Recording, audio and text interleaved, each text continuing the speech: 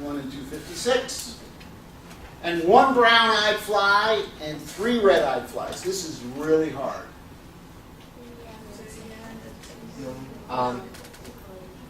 Now you've answered too many of them.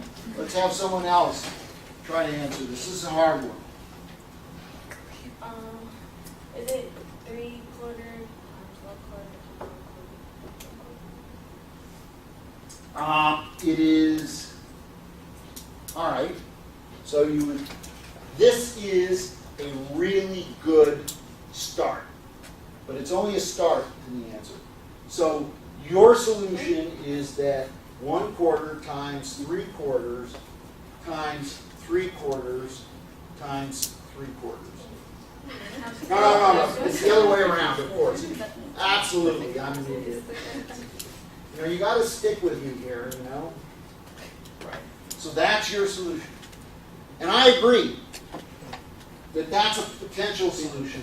So the first time I reach in, I get a brown-eyed fly. Then the second time I reach in, I get a red, then the third, a red, a third, red. But I say, no. What if the first time I go in, I get a red-eyed fly? Right? But the second time I go in, then I get my brown-eyed fly. Then I get a red-eyed fly. Then I get a red-eyed fly. So there are all these different possibilities, right? In fact, there are 4 different ways I can do that. Just like in, you know that the probability is 50-50 of having a boy or a girl, right? But families, you can have families in different sequences. I have boy, boy, girl, but it's just as likely to have girl, boy, boy, right? So you have to consider all the different ways you can do it. And there are 4 different ways. So it's 4 times what you said. I think that's true. If I wanted, yep, that's what it is. 4 times that, right? Because there are 4 different ways of getting it. You can see that because I can pick the brown-eyed fly either the first time, the second time, the third time, or the 4th time. So there are 4 different ways. So that was great. Thank you for sticking your neck out and getting us there. So we'll go through here. So in pedigrees, we can show carriers by showing them as being half one color and half another. But normally in pedigrees we don't do that. You have to figure out what the genotype is. We just show the phenotype. And males are always boxes and females are always circles, and I don't know why. And then we number the generations with Roman numerals. So here you see a pedigree. From this pedigree, if you're solid colored, then that means you have the defect. So looking at this, can you tell me what kind of gene causes, what kind of allele causes this defect? Is it a dominant allele or a recessive allele? Somebody hasn't answered the question. Is it a dominant allele or a recessive allele that causes the blue trait? That's correct. It's a recessive one. All right. Now this is easy to figure out because, first of all, you see that there are carriers. All right. Normally we have to deduce that. All right. So here is a real pedigree. A real pedigree. We see in this family a affected individual, right? They have, you know, some genetic defect. PKU, cystic fibrosis, you know, whatever.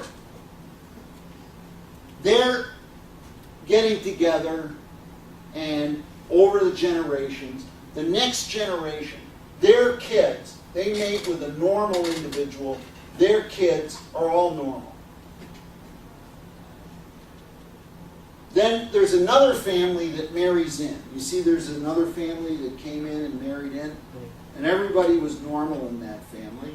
And then all of a sudden it reappears again. The P usually means the proband. That's the first person who's born who's noted to have the defect, and then you look back to see who had it in the past. This means twins. It just means twins. It's nothing special.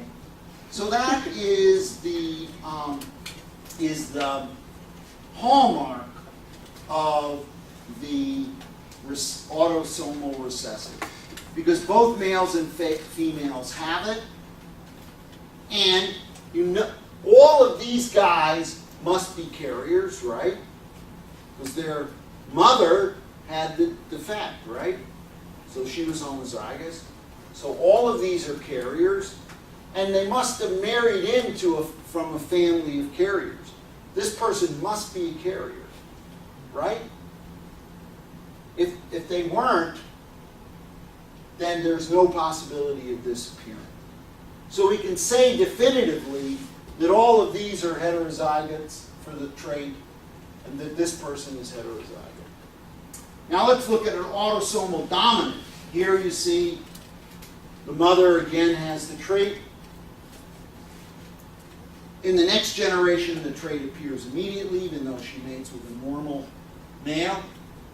And in the next generation, it appears even again, though there's mating. Whenever there's an affected individual, there are affected children. Because half the time, you'll pass on the dominant allele which causes the disease.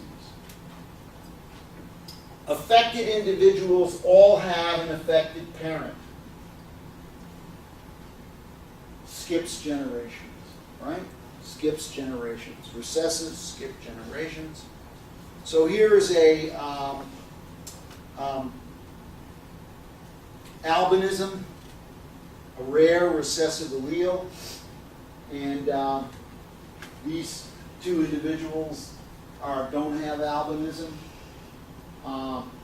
but they get together, and then their children don't have albinism.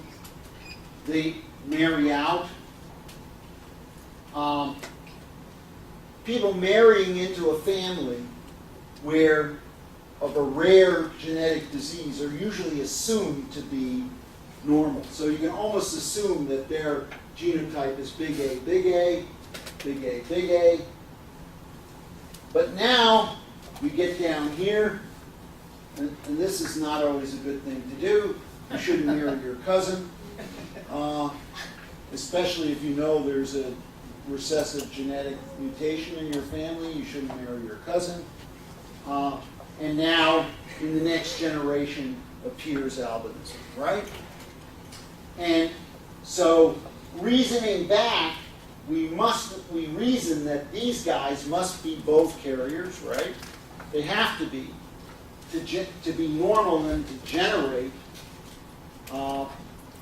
children who are albino.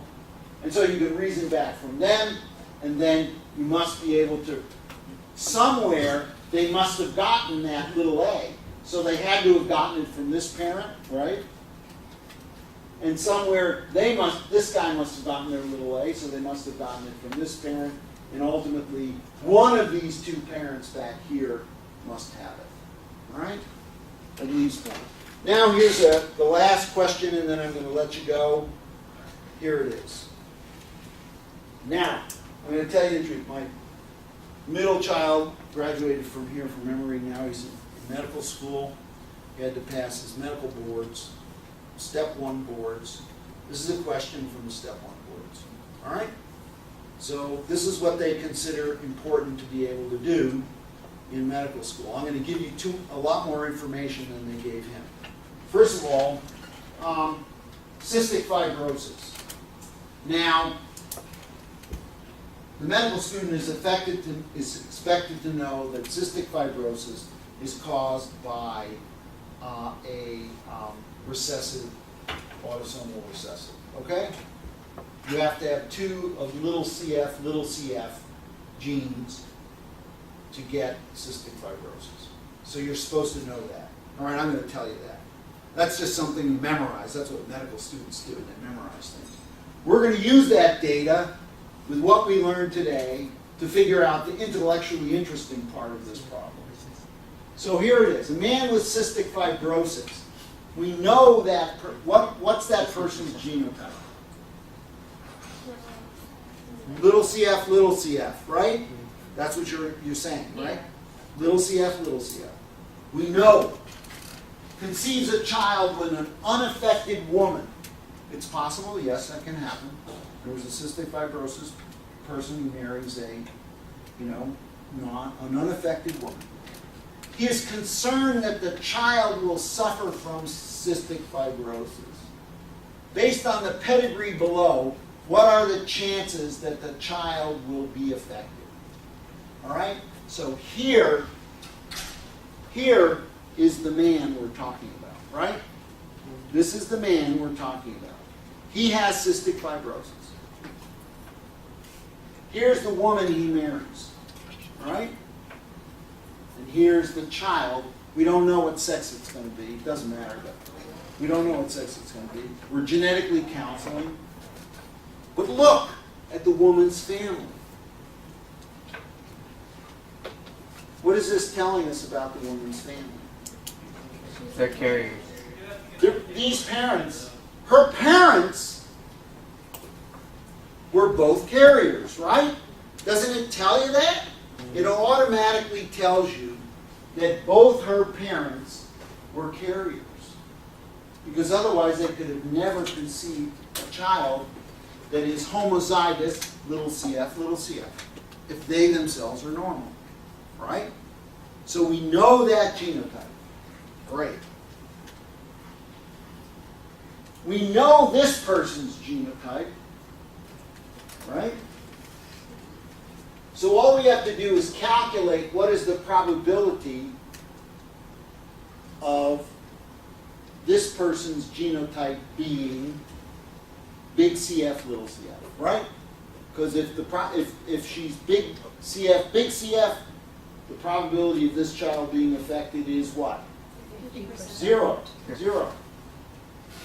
0, right? Yes. So we just have to calculate that probability, and then we have to calculate the probability that it'll pass on.